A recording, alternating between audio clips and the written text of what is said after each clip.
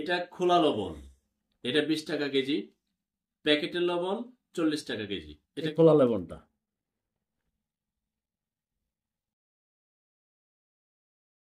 আমরা একটু দেখার চেষ্টা করি বেগুনি কালার হয় কিনা। এখন বলতেছে না, ইয়া লাগবে, কি বলে, ভাত লাগবে। ভাত হইলে এটাতে নাকি বেগুনি কালার ধারণ করবে। এখন আমাদের ভাত, আমি দেখি এখন ভাত দিয়ে কি ঘটনাটা ঘটে। ভাত দিলে বলছে বেগুনি হয়ে যাবে।